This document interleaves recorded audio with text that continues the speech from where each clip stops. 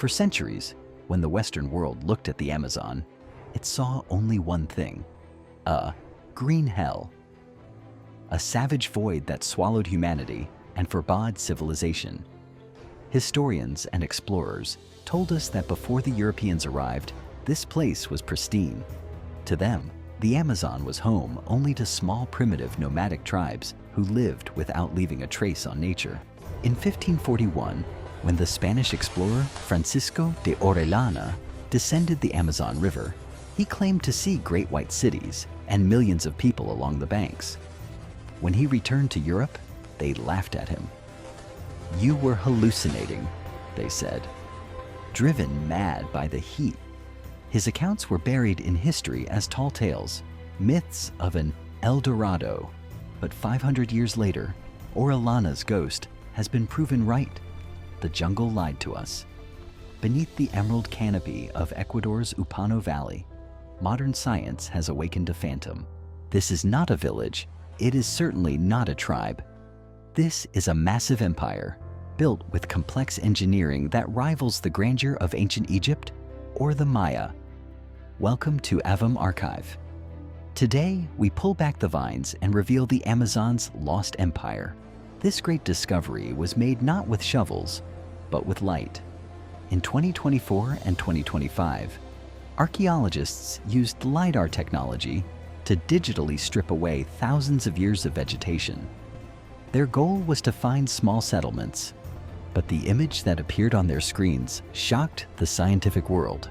Narrator: hidden in the eastern foothills of the Andes, a massive garden city network dating back 2,500 years was found.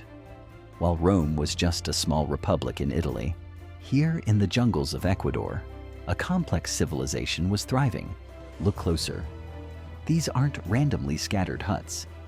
There is incredible urban planning here, avenues stretching for kilometers, intersecting at right angles, drainage canals built to manage floodwaters, and over 6,000 earthen pyramid platforms serving as foundations for homes and temples.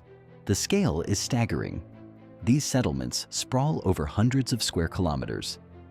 Unlike modern cities, they established an agro-urban model where agriculture and living spaces were intertwined with nature. A population of at least 10,000, perhaps 30,000 people.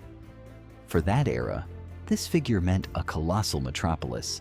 So, what was life like here? You must imagine not a quiet forest, but a noisy, vibrant civilization.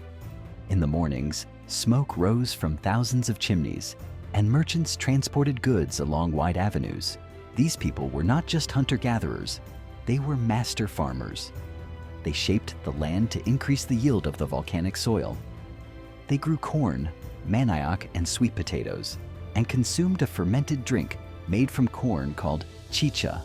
And of course, they had beliefs. The massive platforms in the heart of the city were likely ceremonial grounds. Here they gathered, worshiping the forces of nature and something else that baffles us today: their ancestors. But the real tragedy begins here, because the trace of those ancestors has been completely erased today. The buildings are only the visible face of the story. The true dark secret lies hidden in the genetic codes. When scientists studied DNA obtained from ancient remains in the region, they encountered a biological puzzle. They named it a ghost lineage. Usually, when a civilization collapses, its people survive. They migrate to other cities, they mix, they have descendants. Today, you can see the genetic legacy of Rome in Italy or the Maya in Mexico. But the architects of the Upano cities disappeared as if they never existed. Genetic signatures found in the ancient ruins do not match indigenous groups living in that region or anywhere in South America today. This means an entire branch of the human family tree was snapped off. Those people who shaped these lands for thousands of years, who built these massive roads, were completely wiped from the genetic pool. They left behind no descendants, no stories, only silence. So what happened to them? The answer might lie in the Sangay volcano standing majestically on the horizon. For centuries, the mountain offered them fertile volcanic soil, but eventually, it wanted back what it had given. Around 600 AD, life in these great cities suddenly stopped. Archaeological layers show thick blankets of volcanic ash. Perhaps a series of violent eruptions darkened the skies, poisoned the waters, and destroyed the crops. Yet, volcanoes alone rarely wipe out an entire genetic lineage completely. Perhaps famine followed the volcano. Perhaps an unknown pandemic struck them long before the Europeans arrived.